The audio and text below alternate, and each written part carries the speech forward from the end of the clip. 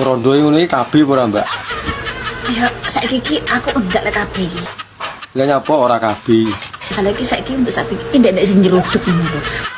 Oh, perkarane renek sing ngruduk.